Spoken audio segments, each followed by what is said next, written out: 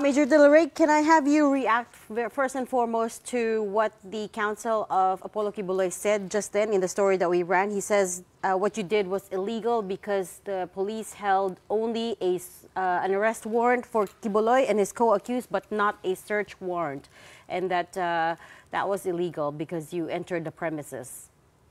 Now, what we did today is a implementation of a lawful order from the court to serve the warrant of arrest against Pastor Quiboloy and his accused or the 5 others. And our move to enter the premises is lawful in the sense that we are there to serve the warrant of Pastor Quiboloy to search the place if indeed Pastor Quiboloy and the 5 others are there.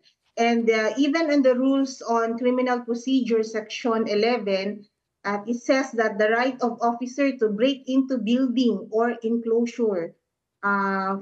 It also says that an officer, in order to make an arrest, either by virtue of warrant or without a warrant, as provided in Section 5, may break into any building or enclosure where the person to be arrested is or is believed or reasonably believed to be. If he is refused admittance thereto after announcing his authority and the purpose. So in-announce naman po namin yung authority namin, yung purpose namin doon to serve the warrant of arrest. Thus, we have the lawful order, we have the right to enter the premises to search for Pastor Quiboloy and the 5 other co-accused in the warrant of arrest.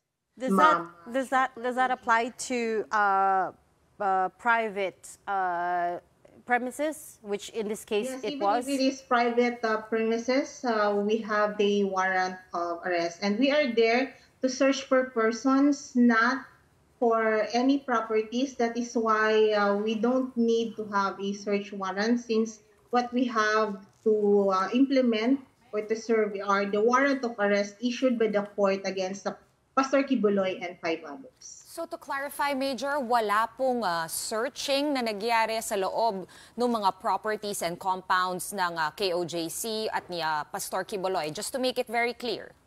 We search for Pastor Quiboloy and 5 others. We are not there to search for any properties or equipment of Pastor Quiboloy. Okay, marami rin pong nagre-react, Major, no? In the way this was conducted. As we know, around 4 to 5 a.m., almost simultaneous raids, no? In multiple properties. Meron pa sa Samal, meron din po sa General Santos.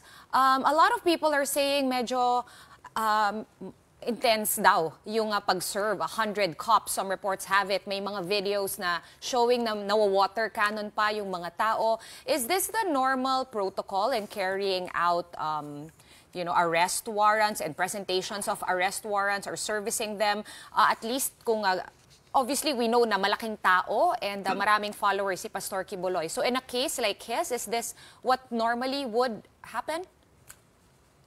Our implementation of the service warrants of arrest against Pastor Quiboloy and 5 others covers a wide and several areas po, Ma'am Sean and Ma'am Regina, also Ma'am Pauline. And it includes several personalities. So the police force deployed for such operation is only sufficient or enough po. And then to clarify po, ang police po ang water cannon ng mga supporters and followers po ni Pastor Quiboloy. Kami po ang water cannon kaninang madaling araw, but we didn't react. We remained our composure.